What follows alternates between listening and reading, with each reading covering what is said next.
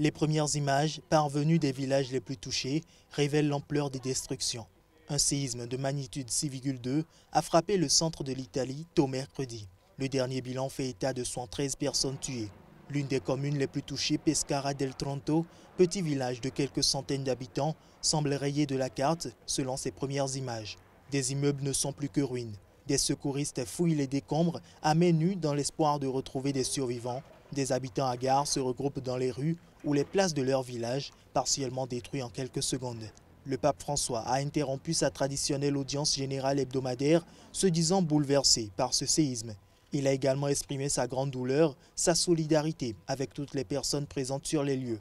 Ce séisme est le plus important en Italie depuis le 20 mai 2012, où un tremblement de terre de magnitude 6 avait fait 25 morts entre Modène et Ferrare dans le nord du pays. Un précédent séisme de magnitude 6,3, également ressenti en pleine nuit dans la capitale italienne, avait fait plus de 300 morts dans la région de l'Aquila le 6 avril 2009.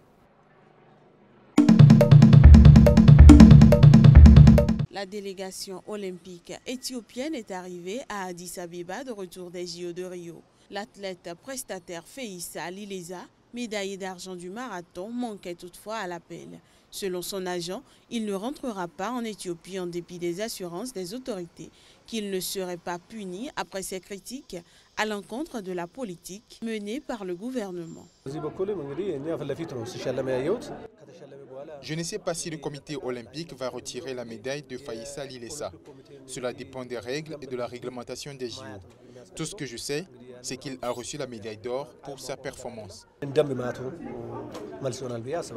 Dimanche, le marathonnier avait franchi la ligne d'arrivée en deuxième position avec les bras croisés au-dessus de sa tête, comme s'il était ligoté, un geste utilisé lors de récentes et importantes manifestations anti-gouvernementales violemment réprimées en Éthiopie, affirmant avoir des proches en prison au pays. Il avait ensuite récidivé lors de la cérémonie de remise des médailles et déclaré en conférence de presse craindre un retour au pays après sa protestation contre l'attitude du gouvernement à l'égard des Oromo dont il est issu. Lundi, le gouvernement avait assuré que Feissa Lilesa ne serait pas inquiété pour ses prises de position. Interrogé sur le sujet, le département d'État américain n'a pas souhaité commenter cette éventuelle demande d'asile, mais a souligné son attachement à ce que tous les gouvernements respectent le droit à la liberté d'opinion.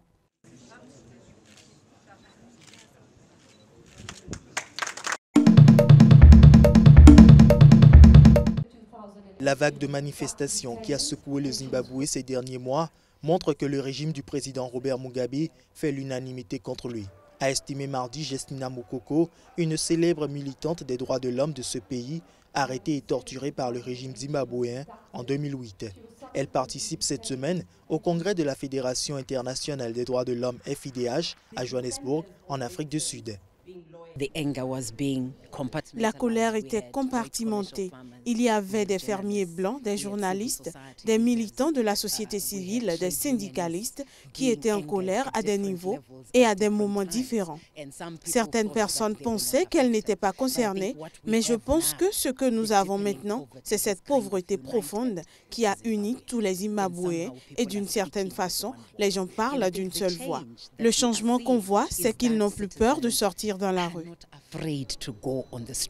Justina Mukoko, à la tête de Zimbabwe Peace Project, une ONG de lutte pour les droits de l'homme, a été arrêtée et torturée par le régime zimbabwéen en 2008. Depuis juin, le Zimbabwe connaît une série de manifestations contre la politique économique du président Robert Mugabe, au pouvoir depuis l'indépendance du pays en 1980. Ces manifestations sont régulièrement dispersées par la police à coups de matraques ou de grenades lacrymogènes. Début août, Robert Mugabe avait prévenu que les manifestations contre lui étaient inutiles car elles s'achevaient dans la violence. Le but de ces protestations est de montrer que les citoyens utilisent leurs droits constitutionnels pour demander des comptes et des réponses à leurs demandes, a noté Justina Mukoko. Les manifestants protestent également contre la corruption du régime et la pauvreté importante au Zimbabwe.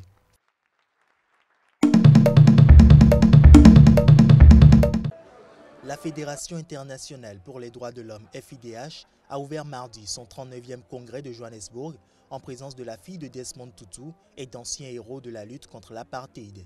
Ces derniers ont souligné que même si l'Afrique du Sud fait figure de modèle sur le continent, beaucoup de droits essentiels sont inscrits dans les lois, mais pas suffisamment respectés dans les faits. South Africa, we have again rights that are enshrined in our constitution, that our documents. En Afrique du Sud, nous avons des droits qui sont gravés dans notre constitution, écrits dans nos lois, mais ne correspondent pas au vécu de la majorité des gens de ce pays. Donc nous avons une économie qui n'est pas juste. Elle ne distribue pas les biens de façon juste comme elle devrait. Nous avons de la corruption à tous les niveaux du gouvernement et nous avons tous les problèmes liés à l'égalité raciale et entre les sexes. And we have all of the concerns of gender equality, racial equality. Sur un continent où l'homosexualité est encore considérée comme un crime dans certains pays, l'Afrique du Sud fait figure de précurseur. Le mariage entre personnes du même sexe y est légal depuis 2006 et les préjugés y restent cependant tenaces. I embody so many of the very current concerns. J'incarne beaucoup de problématiques actuelles. Je suis une femme, je suis une mère, je suis une femme qui travaille. Autant de domaines problématiques en termes de droits de l'homme. Je suis aussi mariée à une femme. Donc les droits des LGBTI sont aussi une grande source d'inquiétude pour moi. LGBTI rights. Mfotutu Van Firth a perdu la licence lui permettant de donner la communion ou de bénir mariage, baptême ou funérailles après avoir épousé Marceline Van Firth, une enseignante basée à Amsterdam, spécialiste des infections pédiatriques. Malgré tous ses préjugés et sa perte de dignité, elle ne pense pas changer son mode de vie.